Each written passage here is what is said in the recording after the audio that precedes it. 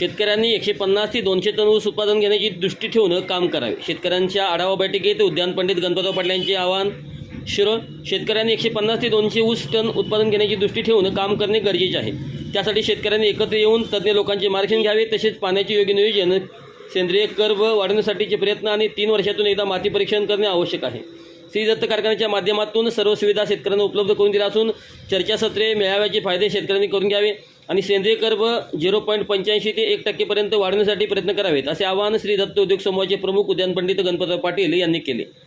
श्री दत्त कारखाना कार्यस्थळावर आयोजित शेतकऱ्यांच्या आढावा बैठकीत ते बोलत होते। श्री दत्त कारखान्याच्या वतीने शारपड जमीन सुधारण्यासाठी प्रयत्न होत असून शेतकऱ्यांनी जमीन शारपड मुक्तीसाठी उभा केलेल्या संस्थांना शासनाकडून अनुदान मिळवणे, कामी कागदपत्रांची पूर्तता करणे आणि इतर सर्व अडीअडचणी समस्यांचा विचार करून त्यावर मार्ग काढण्यासाठी म्हणून ही आढावा बैठक आयोजित करण्यात आली होती। महालिंग पाटील, प्रवीण सूर्यवंशी, आप्पासाहेब पाटील, विनायक नरुटे, सतपाल खोंद्रे, के.आर. पाटील, गजानन गताडे, सुभाष शहापुरे, शिरीष कागले, नंदकिशोर पाटील, बुद्धिराज पाटील यांच्यासह विविध भागातील शेतकऱ्यांनी शारपड मुक्तीसाठी आत्तापर्यंत झालेले काम, आलेल्या अडचणी, त्यावर केलेली मात आणि या कामी गणपतराव पाटलांनी मिळालेले सहकार्य, या कामी मान्य श्री गणपतराव पाटील यांचे सहकार्य मिळालेले सहकार्याचा आढावा केला। अनेक ठिकाणी शारपडचे काम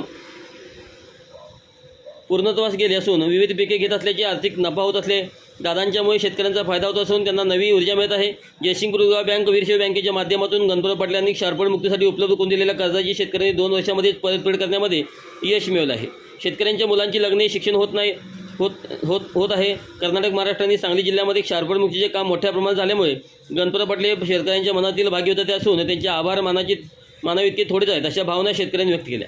यावेळी सर्व शेतकऱ्यांनी गणपतराव पाटलांना वाढदिवसाच्या शुभेच्छा देऊन पर्यावरण भूषण पुरस्कार मिळाल्याबद्दल सत्कार केला। यावेळी कारखान्याचे चेअरमन रघुनाथ पाटील, कार्यकारी संचालक एम.व्ही. पाटील, साथी हसन देसाई, महेंद्र बागे, ॲडव्होकेट प्रमोद पाटील, भैयासाहेब पाटील, कीर्तिवर्धन मर्जे, सुदर्शन तकडे यांच्यासह सुमारे 24 गावातील शारपड जमीन सुधारणा संस्थांचे पदाधिकारी, शेतकरी मोठ्या संख्येने उपस्थित होते।